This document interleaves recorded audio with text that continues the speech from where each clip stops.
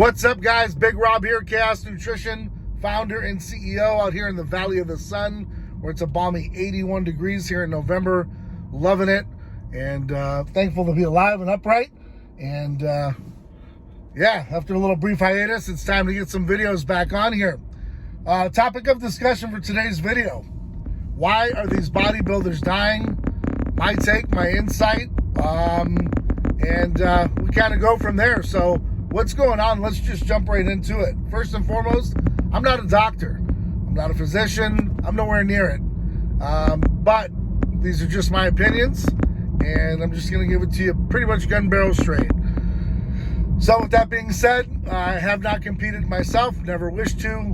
My weightlifting days, I didn't call it bodybuilding. I called it weightlifting, staying in the gym, trying to maintain myself. I played many years of football of various level. I've coached the game for, a couple decades, and, that's what I've done. So for me, it's kept me around the game that I love. And, in order to play football and hockey in those sports, you do have to keep up with your weight training, keep your strength up. It's really important. It's a part of the project. So first and foremost, you don't have to be a bodybuilder to go to the gym.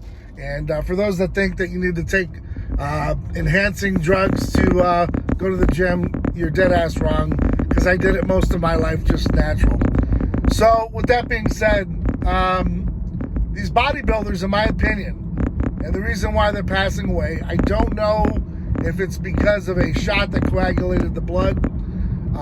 That I don't know. But what I do know is I've been around the industry long enough to know that we're taking guys that are averaging about 150, 170 pounds, and we try to put on 200, 230 pounds, and when it's all said and done, and these guys are, adding 70, 80 pounds of gear muscle. And so what happens is they're taking extreme doses to keep at this level. Now you take a guy like myself, a guy like Big Mark, some of us bigger guys out there who, our bodies love to be plus 225, plus 250. I mean, I'm sitting at like 285, 290. It's not really great. As you get older, it's harder to lose it. Your diet and exercise changes. I'm busy as can be. There's just so many things going on, and excuses that are in there. But you're taking guys that look physically fit. They look great, but they're dying inside. This gear is way too much for their bodies to process, but they're looking good doing it. They're earning their trophies. They're getting out there earning their living. And after a while, you look at yourself and you start to have dysmorphia. And it's always on to the next prize and on to the next one. You want to look better for this one. Like I said, I've never competed. I've known many who have. And to me, it's really extreme. I wrestled for a short time in high school. I didn't like the whole, gaining weight, losing weight, trying to maintain weight, spitting in a bottle, wearing a sweatsuit, trying to lose weight just before meet. Just bizarre to me. The body, I don't believe, was intended to gain and lose that much weight, whether it's fat or muscle. That being said, your body really doesn't know whether it's 290 pounds of fat or 290 pounds of muscle. It's still carrying it. Again, I'm no expert, but it's a no-brainer. These things have to be talked about. You're talking about guys who are, taking, 10 mLs a week of test and on and on and on, and they're adding all these extra compounds. They want to talk about testosterone is killing them. No, testosterone is made by your body naturally, okay? Your body makes it up until a certain point. It just stops making it. Kind of like everything else with the body that starts to degrade as you get older. But adding other compounds, such as sustanon, your body doesn't make sustanon, your body makes something equivalent to a cypionate, okay? So testosterone, contrary to some out there, even popular bodybuilders, is not what's killing you, okay? It's the other shit that you're doing, okay? It's the clenbuterol. It's the other drugs, the antivars, the etceteras, that are doing it to you. And you're taking them in extreme doses because you need them. Because your body naturally likes to be at about 170 pounds. And if you don't take these drugs and maintain at 230, 220, you're going to feel and look like shit and be ridiculed by everybody.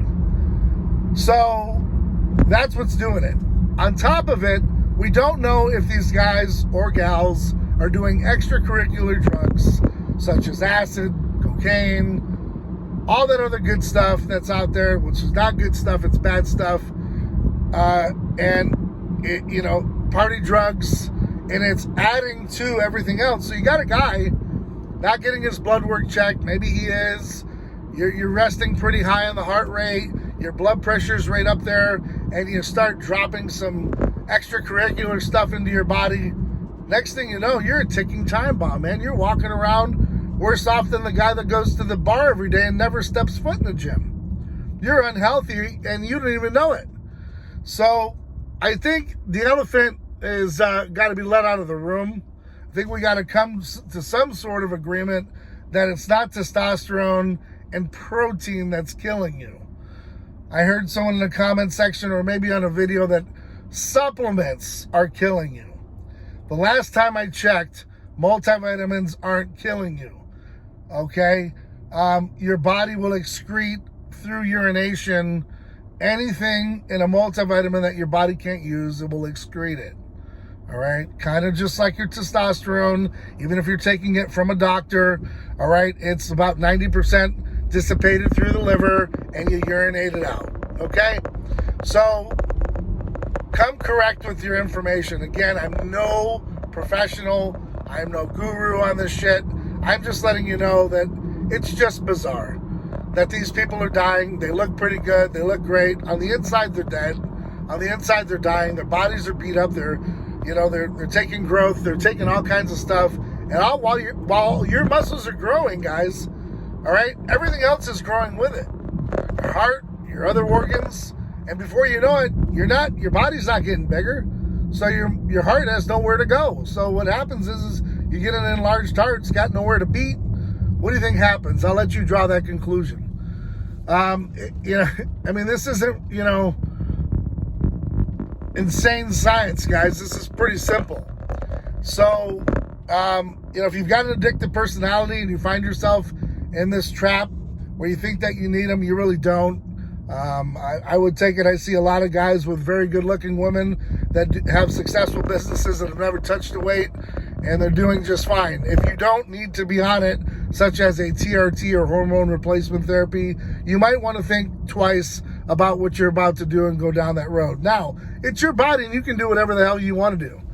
To me, as long as it's not affecting me, really doesn't bother me. I really hate to see people go down that road and, put things into the body and abuse it. But in the same sense, I think that's the key word here. And this is the takeaway. The takeaway is really simple. At some point in time, it no longer becomes just a regular dose to get you by and make your body feel better, such as a TRT. It turns into basically you're abusing it. And I've always said this. There's nothing wrong with having a beer. There's nothing wrong with having a glass of wine. It's when you're tipping the bottle, doing bottles on end and bottles per day and handles per day is when it gets out of control.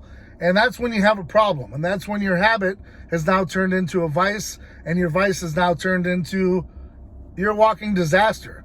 So everything within reason is okay. Like I said, I'm not against those that do TRT. I'm not against those guys that, maybe do a cycle, come off and feel good, get their blood checked and all that good stuff. But if you're abusing anything, and too much is not going to help you, then what do you expect is going to be the outcome? Now, rest in peace to those that have passed away by doing this type of stuff. But we really don't know what's going on after they get off stage, after they get off camera.